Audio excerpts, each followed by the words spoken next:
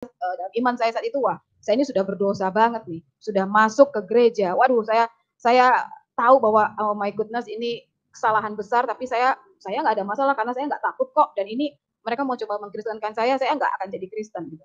Singkat kata, saya mulai mengikuti ibadah itu ya karena ikut-ikutan ya, dan saya karena merasa tertantang ya ikut aja gitu ya. Jadi pada saat mereka berdiri ya saya berdiri, mereka duduk ya saya duduk, kadang mereka berdiri saya duduk gitu. Karena kan saya nggak ngikutin ibadahnya mereka gitu kan. Sampai akhirnya ada momen khotbah dan saya mendengarkan firman Tuhan atau khotbah saat itu dan saya merasa ternyata khotbahnya itu atau firman Tuhan yang saya dengar itu sifatnya etika gitu. Jadi maksudnya tidak semengerikan yang saya bayangkan. Jadi waktu selesai ibadah saya bilang sama kawan saya, fine, ternyata pendetamu oke juga, maksudnya fine with that, itu kan masalah etika, masalah moral gitu. Jadi saya merasa I'm okay with that. Dan Pak Rusli, hal itu ternyata tidak terjadi sekali Pak. Saya pikir nih kawan saya masih mencobai saya nih, karena dia kembali mengulang mengajak saya, dan saya kembali merasa tertantang. Pokoknya saya merasa tertantang saja setiap kali kawan saya ngajak saya untuk ikut ibadah dia hanya untuk dengar khotbah gitu ya. Sampai ada satu titik klimaksnya, saya datang ke ibadah itu tentu saja dengan maksudnya cuma hanya mau dengar khotbah, jadi saya tidak mengikuti ibadah. Jadi kalau mereka berdiri dari tempat duduk ya saya duduk, mereka duduk ya saya duduk, pastinya gitu ya. Bahkan waktu mereka apa namanya tuh mengeliling apa kantong kolektor itu jalan, saya nggak mau memberikan apapun itu. Pokoknya itu bukan ibadahnya saya, itu mereka, gitu kan. Saya nggak sudi lah. Nah, singkat kata ada satu titik di mana hamba Tuhan yang saat itu khotbah atau sharing firman itu saya shock luar biasa Pak Rusli. Jadi ternyata yang saya tahu itu hamba Tuhan tersebut itu adalah mantan muslim. Saya benar-benar kaget luar biasa dan makasih Bapak.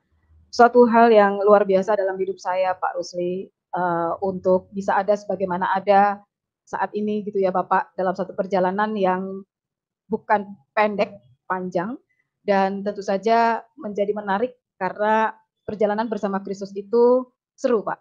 Kalau saya secara pribadi saya bisa sampaikan itu kayak ngeri-ngeri sedap gitu, banyak hal gitu ya. Saya mulai apa namanya, mulai mengenal, bukan mengenal, saya mencari tahu tentang kekristenan itu di medio sekitar tahun 2003. Jadi saya ini tomboy Pak Rusli, jadi kebanyakan kawan-kawan saya ini pria-pria dan saya punya sahabat juga pastinya pria. Nah, dalam perjalanan pertemanan kami ini, saya kerap kali nih kalau mau pergi sama kawan saya ini, saya harus menunggu sahabat saya ini ibadah gitu ya. Kawan saya ini seorang Kristen. Dan tentu saja saya ini berlatar belakang non Kristen, Pak. Saya terlahir dari keluarga yang memang Islam. Saya ini anak pertama dari 3 bersaudara. Adik saya 2 laki-laki. Dan memang sejak kecil seperti layaknya orang tua, apalagi saya perempuan satu-satunya di rumah, keluarga saya memang membawa saya, khususnya ibu saya itu untuk saya dipupuk untuk dapat menjadi seorang yang muslimah ya, yang apa yang menjadi kerinduan orang tua pada umumnya terhadap anak-anak. Nah, dalam perjalanan hidup saya mulai apa namanya berteman dengan banyak orang. Sahabat saya yang tadi saya katakan itu kebanyakan teman-teman pria. Suatu hari, singkat kata saya ini nungguin teman saya, kita mau pergi gitu ya, dan teman saya bilang dia mau ibadah dulu. Saya terpaksa harus menunggu kawan saya ini bergereja gitu ya, dan memang uniknya kawan saya ini bergereja tidak di bangunan gereja. Jadi saya agak kaget memang, tepatnya bukan agak kaget sih, kaget sekali karena kawan saya ini bergereja di salah satu hotel lah ya di Jakarta. Dalam bayangan pikiran saya ini orang-orang Kristen ini kok aneh ya. Maksudnya yang saya tahu dalam pengalaman saya karena kebetulan rumah saya ini dekat dengan gereja dan juga dekat dengan masjid ya. Jadi saya melihat bangunan gereja itu ya bangunan sendiri dengan tanda salib besar pastinya ya di muka gereja, di muka bangunan. Nah, waktu kawan saya ini bilang dia mau bergereja dan dia bilang di salah satu hotel di Jakarta, ya saya oke lah dengan terpaksa saya nungguin dia gitu. Nah, dari satu momen ke momen berikutnya, jadi saya memang terpaksa harus nunggu kawan saya ini ya, ya namanya juga teman gitu ya, teman baik bukan sahabat gitulah. Nah, saya juga dalam konteks yang fine with that.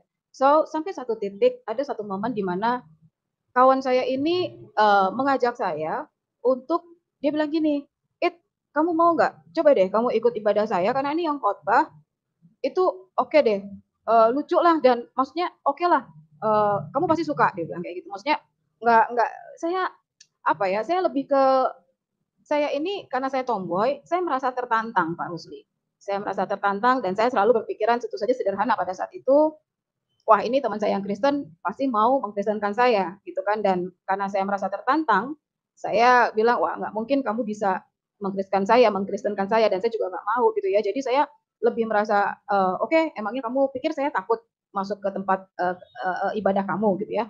Dan saya merasa diri saya cukup gila saat itu untuk akhirnya saya menerima "tantangan" tanda kutip untuk saya akhirnya memenuhi, permintaan kawan saya itu untuk datang ke ibadahnya semata-mata hanya untuk bertemu atau mendengarkan khotbah oleh salah satu hamba Tuhan saat itu yang sedang, melayani di sana. Pak Rusli, tentu saja ini bukan hal yang mudah buat saya.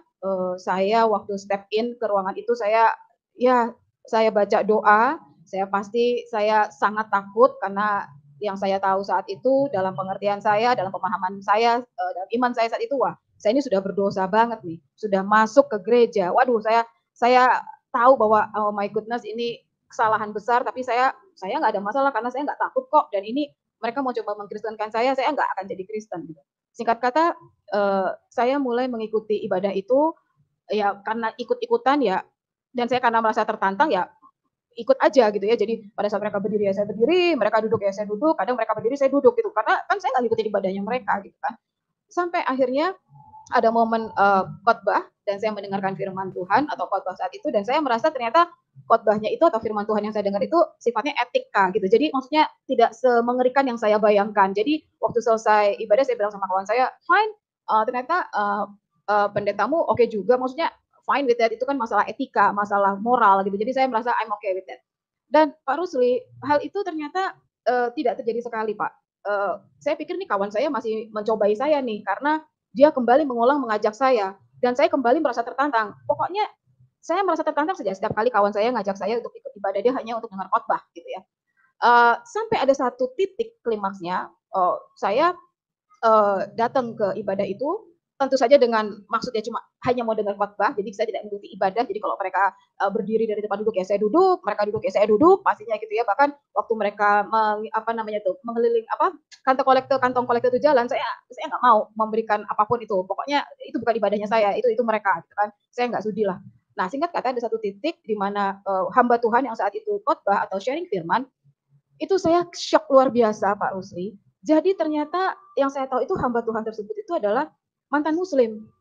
Saya benar-benar kaget luar biasa dan saya mendapati diri saya itu memang apa ya agak berbeda acceptance-nya. Saya berbeda sekali menerima firman Tuhan yang saat itu atau khotbah yang saya dengar, dan singkat kata selesai ibadah ada sesuatu yang mengganggu saya pastinya, dan saya mencari tahu nih, akhirnya saya mencari tahu, saya tanya sama teman saya, siapa itu hamba Tuhan yang tadi itu khotbah gitu kan.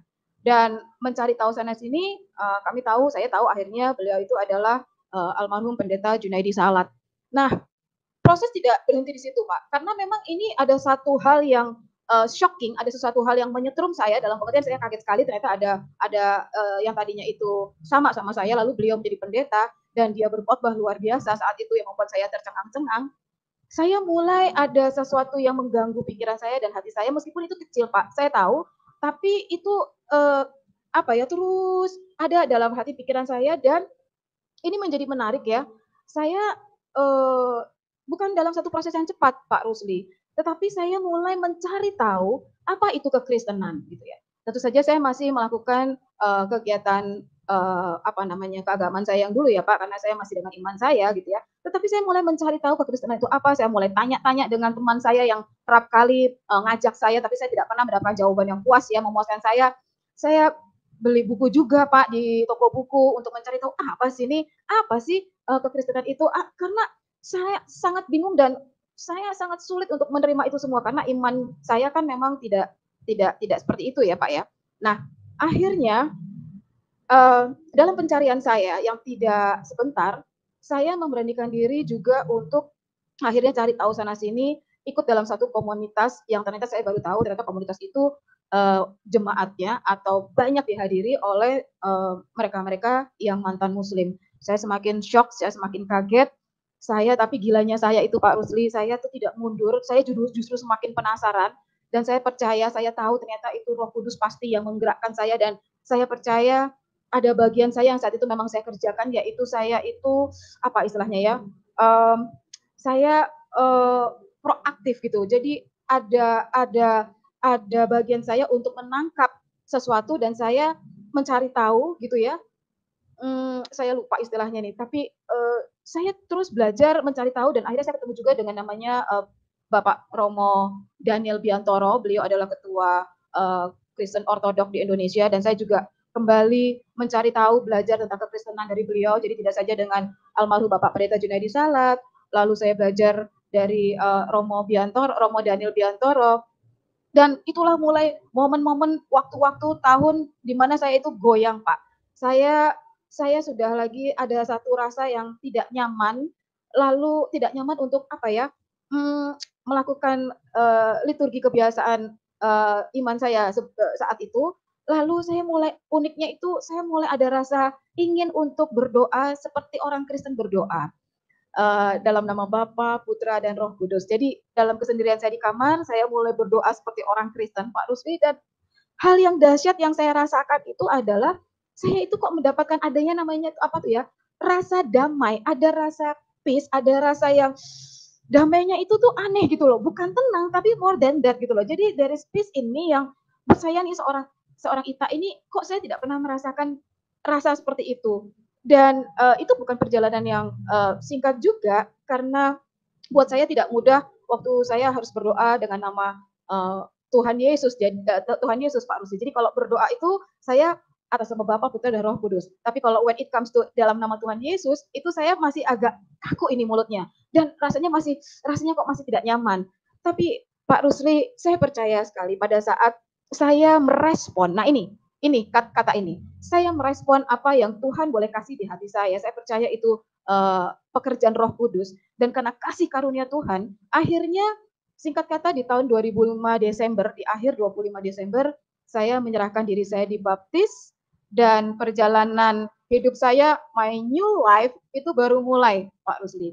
Saya bekerja di satu perusahaan, saya bekerja sebagai saya memang bergerak di, saya tuh backgroundnya hukum, jadi saya memang bekerja saat itu di satu perusahaan cukup besar. Saya sebagai head legal di sana, saya sebagai legal division di sana gitu ya.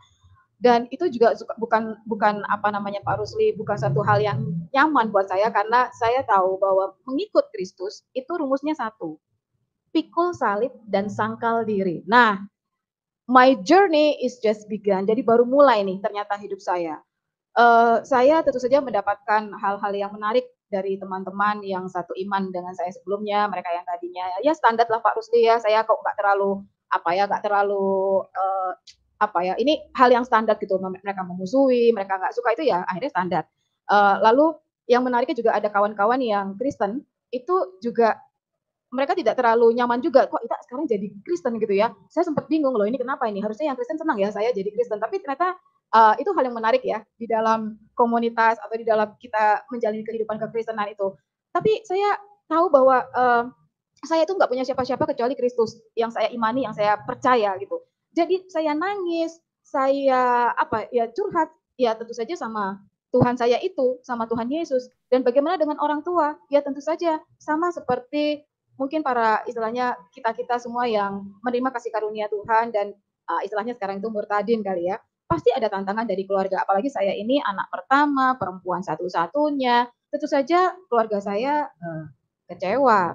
Dan ya standar Pak Rusli bukan perjalanan yang mudah buat saya, tetapi yang menarik dari saya dalam menjadi seorang pengikut Kristus itu adalah bagaimana hidup saya setelah ikut Kristus, apakah terjadi perubahan, apanya yang beda. Nah itu yang membuat saya tetap pegang firman Tuhan sampai detik ini itu adalah Kolose 3:23, apapun yang kamu perbuat itu untuk Tuhan bukan untuk manusia. Tidak seperti untuk manusia. Karena waktu saya mengerjakannya dalam konteks saya ini mengerjakan untuk Tuhan, memang tantangannya luar biasa. Itu aduh dalam segala aspek itu tidak mudah. Tetapi saya percaya Roh Kudus itu yang memberikan kekuatan sehingga sampai saya boleh ada di saat ini itu bukan karena kuat gagah saya percaya itu karena karya Tuhan, karya Roh Kudus yang mengerjakannya di dalam saya. Saya menikah, jadi tahun 2005 Desember itu saya dibaptis, tahun 2010 saya menikah, puji Tuhan kami dikaruniai seorang anak perempuan, dan dalam perjalanan juga bukan suatu hal yang tidak dengan cucuran air mata, tapi tentu saja mengikut Kristus itu hidup kita itu saya merasa hidup saya itu dinamis sekali Pak. Itu. Dan sampai dengan saat ini, singkat kata, Tuhan izinkan saya boleh kuliah, saya sedang menyelesaikan magister S2 teologi saya juga diberikan kesempatan sama Tuhan Yesus untuk pelayanan Pak Rusli, saya melayani jiwa-jiwa warga binaan Pak, di beberapa lembaga pemasyarakatan di Jakarta bersama dengan teman-teman satu tim yang memang satu visi dan digerakkan sama Tuhan untuk melayani di sana. Gitu Pak Rusli. Oke, iya. Jadi luar biasa ya. Saya menyimak tadi dan ada beberapa hal yang perlu lagi saya gali untuk mempertegas. Jadi anak pertama dari 3 bersaudara? Iya, betul Pak. Tadi disebut bahwa pendidikannya hukum ya? Iya Pak. Iya, hukum dan bekerja di salah satu perusahaan. Nah, apakah sekarang itu masih dilakoni pekerjaan itu atau sudah ditinggalkan? Saya berkarir di perusahaan tersebut cukup lama Pak. 19 tahun saya berkarir di perusahaan tersebut sebagai legal division head ya, jadi di bagian hukum dan juga merangkap sebagai corporate secretary saat itu. Tahun 2019 dalam suatu pergumulan panjang sebelumnya, saya akhirnya memutuskan untuk keluar dan puji Tuhan, Tuhan percayakan saya untuk pengelola kantor hukum saya sendiri Pak sekarang bersama teman. Oh iya. Berarti ada kantor hukum sendiri ya. Diperjelas dulu tadi, kayaknya ada yang ketinggalan tuh nama lengkap. Ya. Nama saya Ita Astriani Pak. Saya ini, orang tua saya kalau orang lihat saya itu kadang-kadang mereka pikir saya itu orang dari Sulawesi, orang dari Indonesia Timur gitu ya Pak ya. Tapi saya ini untuk menjelaskan ke Pak Rusli juga biar nggak bingung. Saya ini orang tua saya dari Semarang Pak. Tepatnya sih kotanya mereka tuh Temanggung, tapi kadang teman-teman suka Temanggung gimana, jadi Semarang itu lebih, karena kami memang punya family, kakak-kakak mama di Semarang gitu ya. Tapi saya lahir besar di Jakarta Pak Rusli. Orang tua saya sudah di Jakarta sudah dari tahun 70-an. Oke. Jadi ini cara Tuhan itu unik ya.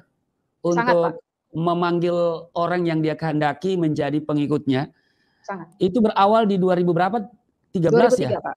2003, oh 2003. Pak. Di 2003 dan itu sebetulnya iseng ya, diajak oleh teman-teman. Apakah itu teman satu kantor? Teman satu kantor, beda bagian. Oke. Jadi mereka mengajak itu ke tempat ibadahnya orang Kristen. Satu orang saja. Jadi sahabat saya ini, cowok ini yang suka saya barengin lah Pak. Jadi saya suka, kamu bareng sama saya kalau jalan, saya bilang kayak gitu. Jadi ini satu orang yang ngajak saya. Oh, jadi cuman satu pokoknya sahabat deh ya? Iya. Apakah dia tahu bahwa Anda seorang muslimah? Tahu Pak, sangat tahu. Sejak kapan dia ajak itu? Lalu kemudian 2003 itu memberanikan diri datang, merasa tertantang gitu? Karena saya kan temennya biasa, teman-teman saya itu pria-pria Pak, dan memang satu hal yang sangat casual buat saya untuk biasanya di Sabtu atau Minggu kita jalan ke satu tempat gitu ya. Jadi biasanya di Minggu nih pasti kegiatannya hari Minggu Pak. Saya suka ke tempat pameran-pameran elektronik itu biasanya di hari Minggu. Nah, kawan saya ini juga penggemar gadget, jadi memang agak klik gitu ya. Jadi terpaksalah saya dengan berat hati menunggu kawan saya ini gereja dulu Pak. Dan ini benar-benar tidak menyenangkan buat saya gitu. Jadi saya nunggu, lama gitu kan. Berarti dia seorang yang sangat beriman kepada Tuhan Yesus ya. Tadi Mbak Ita katakan bahwa merasa tertantang dan ya ada penolakan sesungguhnya dari dalam diri, nggak mau jadi Kristen. Apa alasannya nggak mau jadi Kristen? Ya itu tidak benar Pak. Yang saya imani ya itu yang benar saat itu. Jadi memang dalam konteks-konteks tertentu tidak sejalan dengan iman saya dan ya itu pasti tidak benar. As simple as that. Saya imani yang tentu, saya imani. Kan kita punya alasan ya. Punya alasan kenapa saya nggak mau jadi Kristen gitu loh. Apa yang Mbak Ita pahami tentang kekristenan itu apa sih? Yang paling jelas itu saya tidak bisa menerima nabi saya itu menjadi Tuhan. Itu nomor satu sudah. Nggak ada lagi cerita yang lain. Itu saja. Jadi makanya tadi saya sampaikan waktu saya mencoba saya kok jadi senang kayak pengen berdoa secara orang Kristen ya Pak Rusli ya. Nama Bapa, Putra dan Roh Kudus saya sanggup untuk keluar dari mulut saya, tapi begitu di dalam nama Tuhan Yesus itu berhenti Pak, kayak tercekat saat itu tuh. Oke, jadi pada pokoknya tidak ada keinginan, tidak pernah timbul di hati, tidak pernah terpikirkan ya untuk satu saat jadi Kristen kan? Tidak pernah. Tidak pernah Pak, tidak pernah. Tapi kok bisa mau saja iseng datang ke tempat ibadah, lalu dengar firman. Dan firman yang disampaikan oleh seorang murtadin, sahabat saya, ya kan? Siapa Pak? Iya. Jangan-jangan juga Ibu Ita dulu pernah ketemu saya ya waktu itu ya. Iya kan? Nah, ini yang perlu saya gali lagi. Setelah mendengar firman Tuhan dari seorang mantan Muslim, Iya Pak. Ya, dari situ ada kerinduan lagi dengar dan mau lagi dengar firman. Apa sesungguhnya yang terjadi dalam diri Mbak Ita gitu loh? Saya penasaran Pak Rusli. Seperti kayak ada yang sambungannya belum selesai nih. Saya harus tuntas gitu loh. Ada statement yang disampaikan oleh hamba Tuhan itu, apakah itu menyangkut firman Tuhan atau mungkin kalimat-kalimat motivasi atau apa? Hidup itu adalah kasih karunia Tuhan. Karena kita ini semua orang berdosa, itu nggak nyambung sama logika saya saat itu, Pak. Bayangkan. Iya, iya. Mereka bilang, orang berdosa kok, orang berdosa mendapatkan kasih karunia kan? Harusnya orang berdosa itu kan diazab. That's the point, Pak. Jadi nggak nyambung. Jadi saya ada satu pertanyaan besar yang ini apa ya? Saya harus mencari tahu dengan sederhana, Pak. Saya sangat sederhana memang. Saya mencari tahu, ya tanya, ya kembali karena saya ini basicnya saya ini tomboy. Mungkin saya punya sedikit nyali dibandingin teman-teman kalau sama-sama perempuan gitu ya, Pak. Jadi saya, siapa itu dia? Cari tahu dia. Siapa itu? Ada komunitasnya di daerah Cikini gitu ya. Saya datang, Pak. Di tengah saya benar-benar ya. Saya juga ada di dalam itu. Iya, saya sekunya itu dulu. Oh iya, Tuhan, Pak. Iya, saya duduk di belakang, Pak. Saya nggak berani gitu kan. Saya bahkan sempat masuk nggak ya gitu kan. Tapi ya itu balik lagi, takut tak? Kamu takut tak? Gitu kan, di dalam hati saya itu antara takut, tapi juga saya percaya itu yang namanya respon ya. Jadi waktu Tuhan kasih benihnya di hati saya untuk mencari tahu dan saya merespon itu. Nah itu pekerjaan Roh Kudus makin dahsyat gitu loh Pak dalam diri seseorang. Terlepas dari misalnya saya mungkin bukan seorang yang, saya memang background-nya, saya TK di sekolahkan sama ibu saya di sekolah agama, TK sekolah agama, SD saya dari sekolah agama juga Pak, gitu, baru SMP SMA saya sekolah negeri-negeri. Jadi apa ya Pak, keingintahuan ditambah takut, tapi lebih banyak besar unsur keingintahuannya Pak. Jadi saya tetap jalanin itu di tengah ketakutan. Jadi setelah mendengar bahwa kok orang berdosa, Allah mengasihi orang berdosa atau orang berdosa itu dikasihi Tuhan dan ditawarkan kasih karunia, tentu ini menyentuh ya. Sebab bukan menyentuh lagi Pak, iya, bingung, menyentuh dan pastinya bingung. Ya, sebab teologi Kristen itu kan pasti berbeda dengan teologi yang kita punya dulu ya, iman yang lama. Sangat Pak. Iya kan, bahwa kalau dulu kita melakukan seluruh kegiatan keagamaan untuk mencapai Allah, sehingga semua perbuatan baik kita ibarat kita menyusun anak tangga demi anak tangga untuk mencapai Allah. Ya. Sementara kekristenan itu kan Allah yang datang menjumpai manusia yang berdosa, mengasihinya dan menawarkan kasih karunia. Itu luar biasa memang. Iya, betul Pak Rusli. Dalam antropologi dan sosiologi agama memang Kristen itu tidak dapat digolongkan sebagai agama. Kenapa? Karena kalau agama, definisi agama itu kan sederhananya upaya manusia untuk mencapai Allah. Ya. Ya, tetapi kalau iman Kristen itu justru Allah yang datang menjumpai manusia.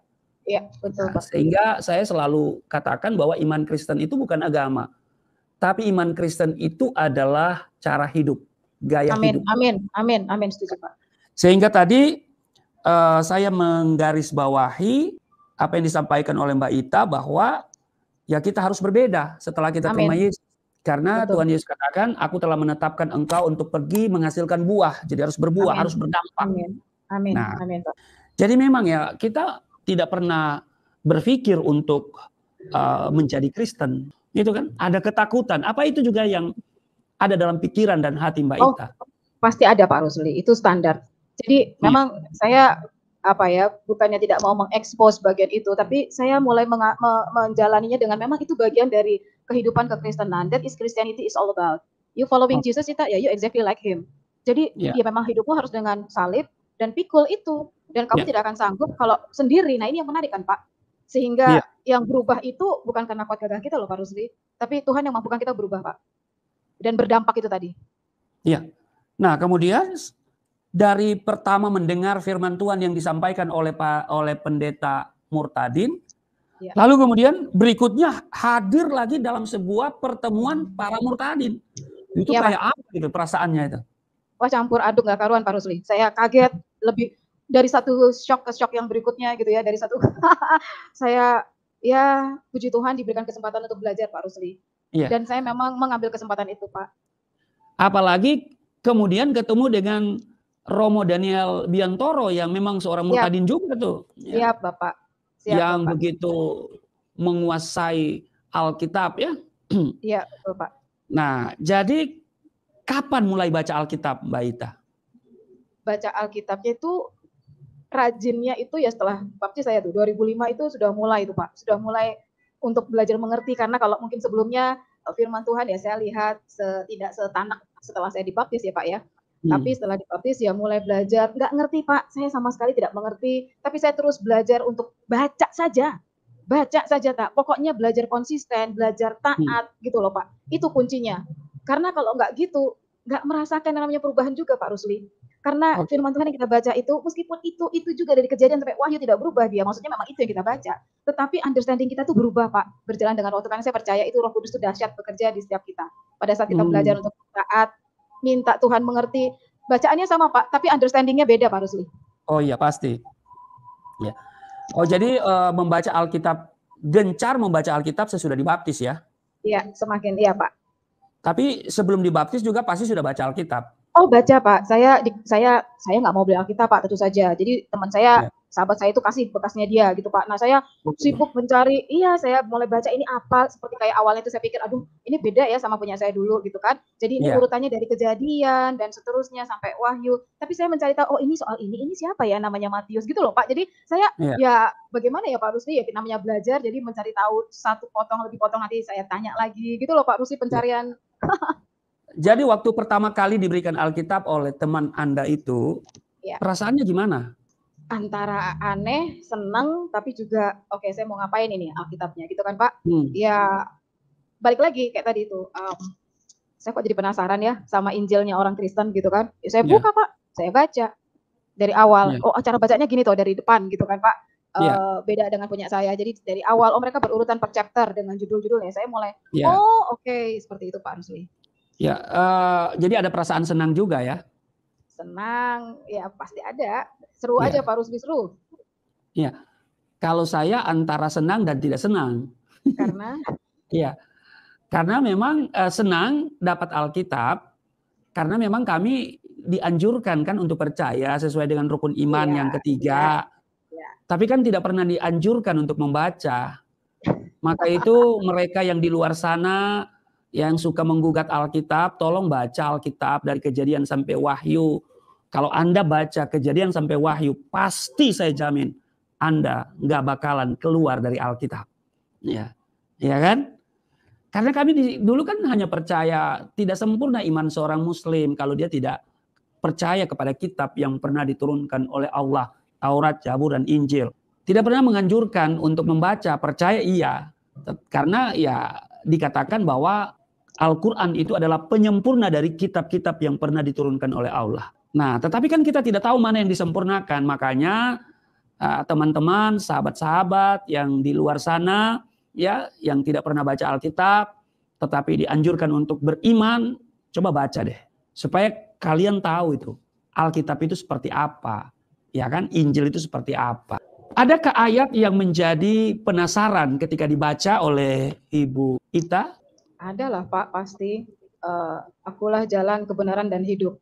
Wah, itu saya tanya sama, ya maksudnya Yohanes 14:6 ini, akulah jalan, kebenaran, dan hidup. Itu kan bagian dari iman percaya saya Pak. Dan itu menjadi satu hal yang wow dahsyat ya kekristenan itu, jadi ikut Tuhan Yesus itu dan segala. Akhirnya saya mulai, tidak mudah Pak, tapi saya percaya itu karena kasih karunia saya bisa mengenal Tuhan dan menerima Yesus sebagai Tuhan dan Juru Selamat saya Pak. Kalau tidak dengan kasih karunia dan iman yang Tuhan perbarui itu nggak mungkin Pak Rusli. Nggak mungkin, oke.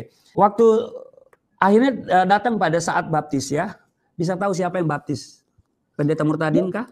Oh no, saya dulu dibaptis di GBI Rahmat Immanuel Rem, Pastor Konrad Suppi, tetapi yang membaptis saya itu Bapak Pendeta Yesaya Tengker, kalau saya nggak salah.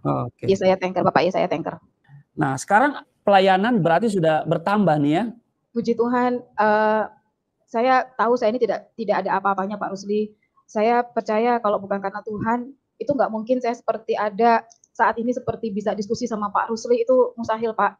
Jadi benar Pak Rusli, saya selalu sampaikan kesempatan saya pada saat saya sharing firman misalnya, bahwa saya ini memang seperti kayak botol kosong Pak. Saya siap diisi karena saya merasa saya itu memang masih banyak hal yang harus diisi, dan saya memang berkomitmen Pak, mengikut Kristus itu harus menjadi sesuatu dalam konteks yang positif pastinya. Biarlah melalui hidup saya nama Tuhan dipermuliakan. Itu yang paling major yang saya terus camkan di kepala saya Pak. Oke, ada suka duka ikut Yesus, mungkin pengalaman yang mungkin merasa ini paling berat, tapi juga ada ini Tuhan kasih yang penuh dengan sukacita. Apa kira-kira? Kalau saya kan di penjara, ya dianiaya, ya Iya, kan Pak Rusli, iya. ditolak oleh keluarga, udah ayah saya sudah melepaskan perlindungan dan menyerahkan kepada masyarakat. Ketemu saya, terserah mau pukul, mau bunuh pun, gitu loh. Jadi sudah dilepas, ya, sehingga saya harus menggelandang, ya. Datang kepada orang Kristen juga seperti enggan dari bahasa tubuhnya. Saya lihat mereka antara suka dan tak suka. Karena apa? Gelisah. Karena kota kecil kan, Poso kan kota kecil. Ya, ada sesuatu yang namanya menyangkal diri dan pikul salib itu. Ada Pak, pastilah. Dan yang lucu ini, kok saya jadi ngomongnya lucu ya, padahal waktu itu saya nangis, nggak amin-amin tuh Pak, saking sedihnya. Iya. Sekarang bisa bilang lucu ya Pak Rusli ya. Saya menikah itu tanpa maksudnya gini, saya menikah sendiri Pak, tidak ada keluarga yang mendampingi. Jadi saya bawa koper sendiri, karena saya memang saya tidak tinggal dengan orang tua gitu ya. Jadi saya memang sudah hidup mandiri Pak. Dan saya menikah itu ontang-anting kalau bahasa Jawa itu sendiri, bawa koper sendiri. Saya sampai bilang sama calon suami saya, ini beneran nih saya mau nikah nih. Orang lain kok ada orang kanan kirinya ya. Sampai yang make up saya itu Pak, yang makeup artisnya itu pagi-pagi mau dandanin itu, dia bingung. Ini kamu yang mau nikah pengantin ya kan? Iya, saya bilang gitu kan. Yang lain mana? Gak ada Pak. Saya cuma sendirian di kamar gitu kan. Dan Tuhan Yesus itu dahsyat Pak Rusli. Saya sudah bilang sama calon mertua saya bahwa kondisi saya seperti ini. Mereka sih puji Tuhan Yesus, mereka orang yang luar biasa. Mereka siap-siap aja ya Pak ya. Lalu sudah disiapkan wali gitu kan Pak. Kami datang ke ke gereja itu untuk pemberkatan. Waktu kami naik untuk pemberkatan, ternyata bapak saya ada di gereja Pak. Dia datang Pak Rusli. Tuhan Yesus dahsyat. Bapak saya datang, saya kaget, calon suami saya kaget, kami semua ya kaget Pak, yang bareng sama saya. Tapi waktu itu ada pemberitahuan ke dia bahwa Anda mau menikah. 2005 saya dibaptis, saya menikah tuh 2010. Perjalanan yang enggak mudah loh Pak Rusli, dan itu memang mungkin kalau teman-teman bilang, wah kamu Kristen gara-gara pacarmu gitu ya. Ya bayangkan Pak, 5 tahun itu bukan waktu yang pendek ya Pak Rusli ya. Jadi mungkin ya, orang boleh berkata begitu, tapi sesungguhnya secara pribadi Mbak Ita tentu berkata tidak. Untuk apa kita jadi Kristen? Karena menikah. Karena orang. Ya iya kan? betul Pak. Tapi kita benar-benar yakin, seyakin-yakinnya bahwa Yesus adalah Tuhan dan Juru Selamat. Amin. Bahwa di luar Yesus tidak ada jaminan keselamatan. Amin. Ya kan? Amin. Nabi boleh banyak, Rasul boleh banyak, Juru Selamat hanya satu. Ya kan? Itu lagu saya itu. Banyak jaminan. Nah, waktu mau disampaikan kepada orang tua, tentu ada reaksi ya. Apa reaksi mereka? Pak. Ibu saya langsung, kamu tuh Kristen ya tak sekarang? Dia tuh udah gak ada basa-basi lagi Pak, karena mungkin dia melihat jelas ya, biasanya kan melihat gelagat kita gitu kan Pak.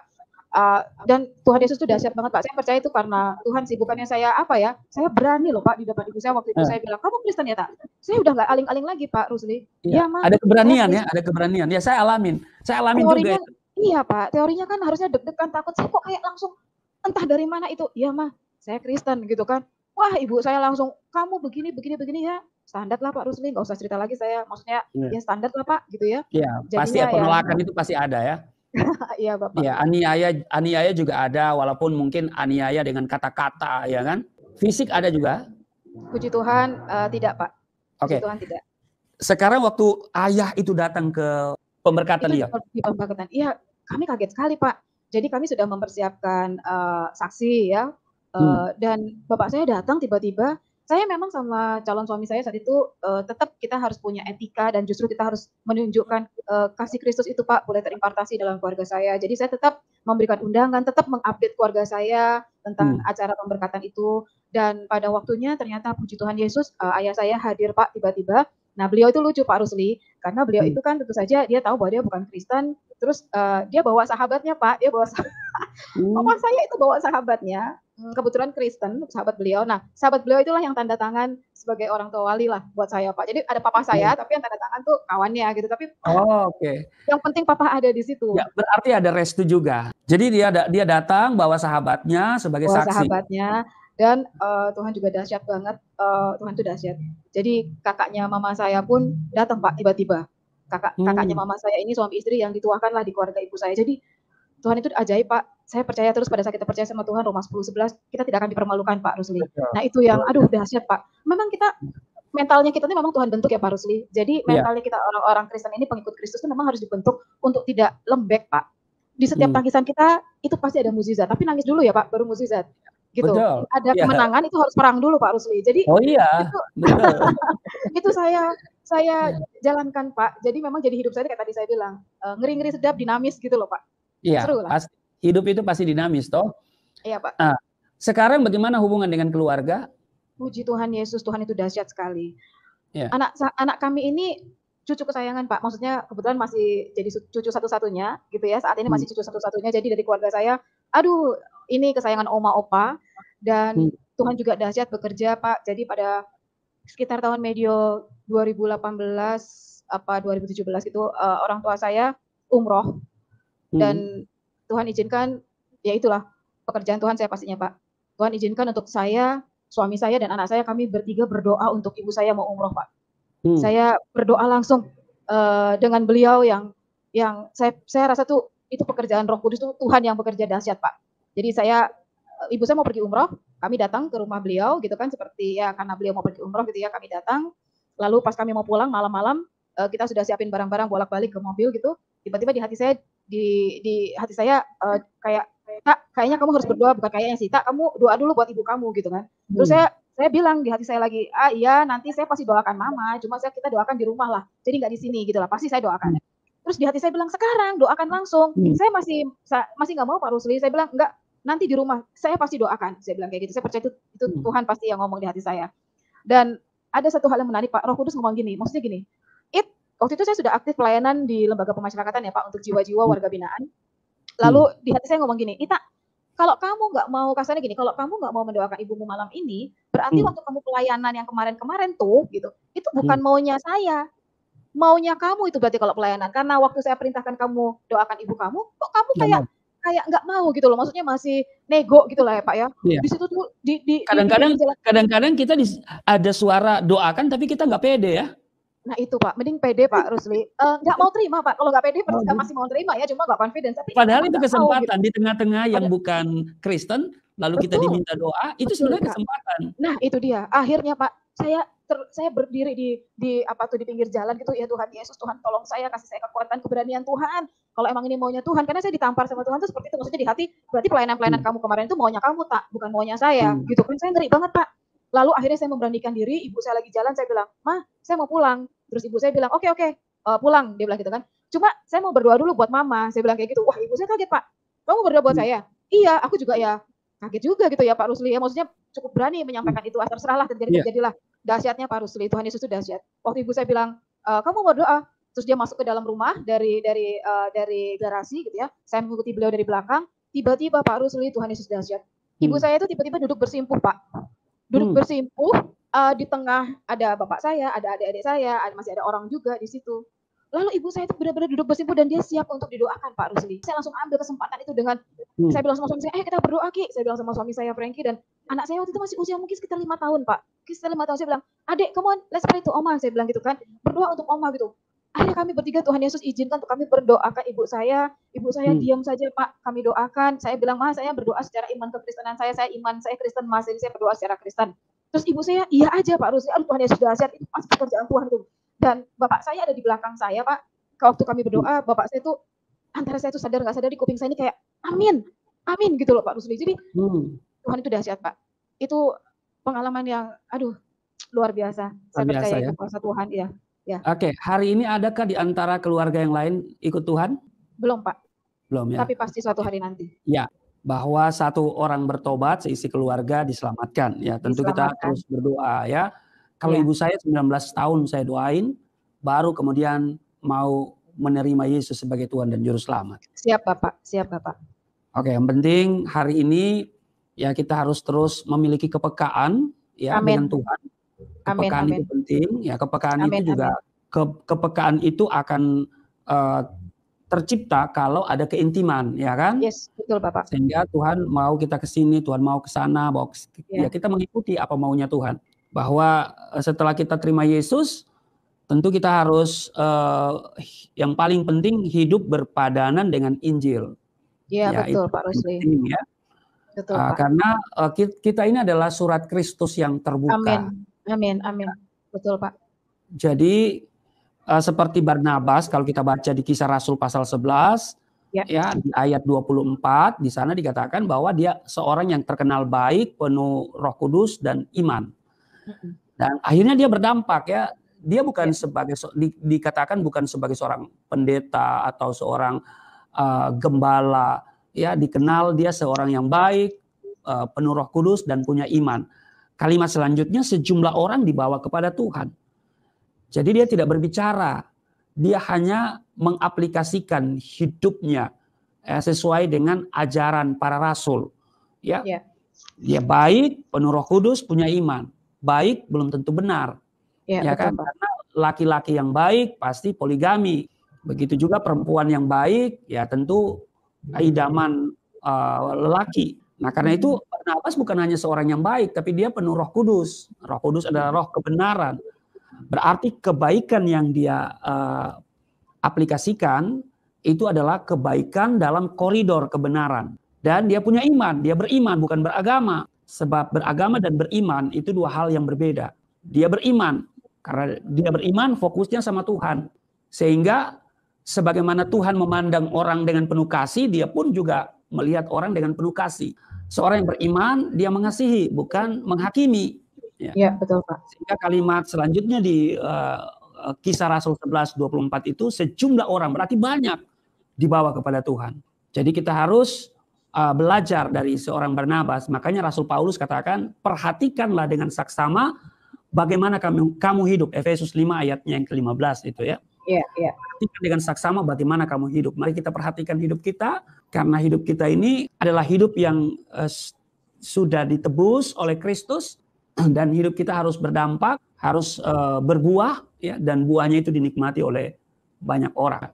Ya, bahwa kita dipanggil untuk melayani Tuhan, dan melayani Tuhan bukan hanya terfokus pada dunia pelayanan di gereja, amin. tapi juga dalam semua segi pekerjaan apapun, ya, termasuk Mbak Ita sebagai seorang praktisi hukum, ya, dan membuka kantor bantuan hukum, ya. Oke, ada lagi yang mau disampaikan berhubungan dengan kesaksian? Sudah menikah, punya satu anak ya? Punya satu anak Pak, puji Tuhan. Oke, tambah lagi anaknya ya, beranak cucu bertambah banyak. Cukup Pak. Oke. Iya. Suami juga melayani Tuhan?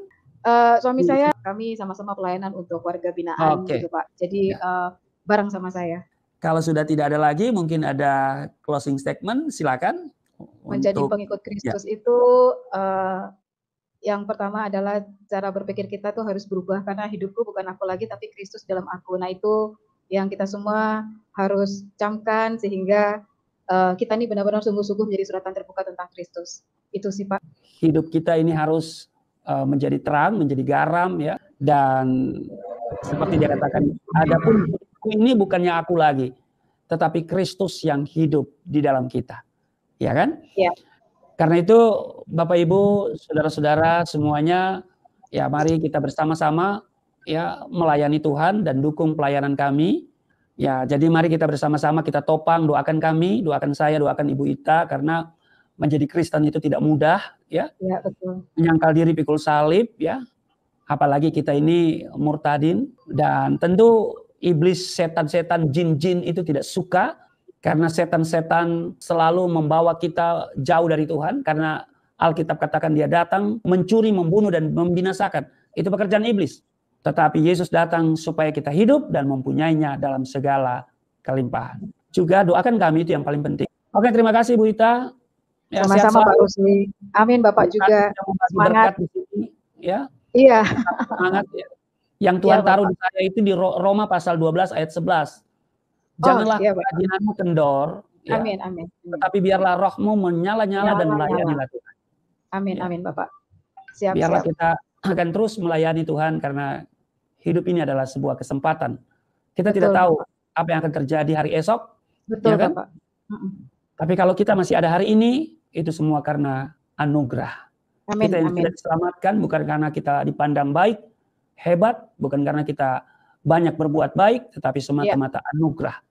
Amin, kita amin. adalah orang yang beruntung. Kenapa? Karena kita orang berdosa yang dikasihi oleh Tuhan. Ya, betul Bapak. Dan dia mau mengangkat kita menjadi anaknya. Oke? Amin, amin, amin. Terima kasih untuk Bapak Ibu yang sudah menyaksikan tayangan Saya Mau Ikut Yesus ini bersama narasumber Ibu Ita, dan kiranya kita bisa bertemu dalam kesempatan yang lain ya Bu. Ya, siap Pak Rusli. Salam sehat, Tuhan Yesus berkati. Terima kasih Bapak. Terima kasih Bapak. Amin. Shalom, shalom. God bless. Luar biasa kesaksian Ibu ini, semoga boleh memberkati, menguatkan kita bahwa ternyata hanya di dalam Yesus Kristus ada keselamatan dan kebenaran sejati, itu hanya ada di dalam Yesus. Oleh karena itu, saudara-saudara, semoga video ini dapat bermanfaat, menguatkan iman kita, sehingga kita semakin semangat, semakin kuat di dalam Tuhan. Dan saya percaya bahwa kita akan senantiasa dijaga, dilindungi oleh Tuhan, terus dijaga iman kita sampai Kristus datang kali yang kedua. Sampai jumpa di video-video berikutnya, dan Tuhan Yesus memberkati.